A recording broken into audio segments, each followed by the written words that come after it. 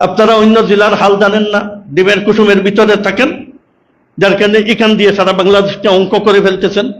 যে যে জায়গায় জামাতিরা পাস করছে ওইসব জায়গার খবর নিয়ে দেখেন।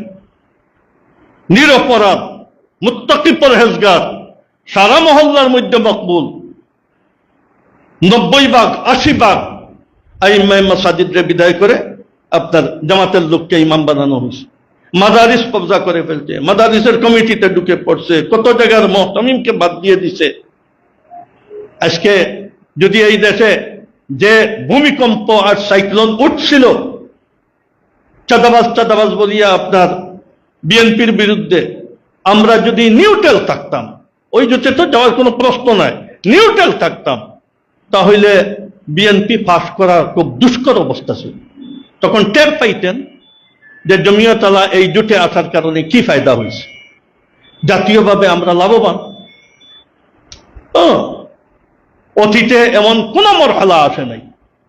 একচেটিয়া জামাতে ভোট পেয়ে যাবে, নির্দিষ্ট কিছু সিটে আপনার অসুবিধা ছিল, কিন্তু চোখ বন্ধ করি কোনো মানুষের খাবো খেয়ালে নাই যে কোনো ইলেকশনে জামাতে পাশ করে ফেলবে। ঘুমে থাকলেও আপনার জামাত বিরোধী মানুষের পাশ করবে, জামাতের এই হাইসিয়ত ছিল। আর এই ইলেকশনে আমেরিকা তার পোস্টপানাহিতে থাকার কারণে আর একটা হইহুল্লোড় আরম্ভ হয়েছে, আওয়ামী লীগ চলে গেছে।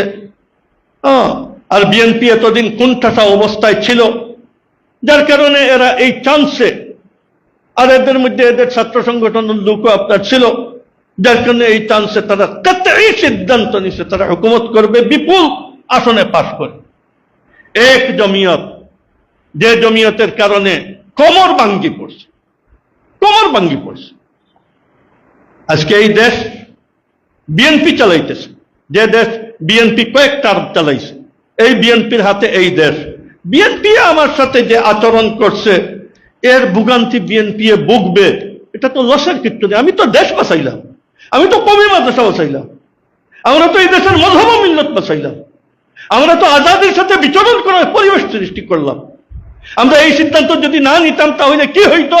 ব্রেনটা বড় হইলে আর সারা দেশ মোতালা করলে তারপরে বুঝতেন। এখন তো বোঝার মতো এই ব্রেন নাই, এখন তো শুধু এইটাই বুঝতেছেন আমরা ফেল করলাম। ফেল পাস একটা জুজি জিনিস। কি আমরা 4 জন পাস করলে এই দেশে ইসলামী হুকুমত হয়ে যাব? এই দেশে কোনো একটা বিল আমরা পাস করাইতে পারবো? কিন্তু পারবো না। হ্যাঁ, এতটুকু এক নাম, এক সুনাম। আর এই সরকার কোনো দিন কোনো বড় প্রকল্প করতে পারবে না, তবিলে টাকা নাই।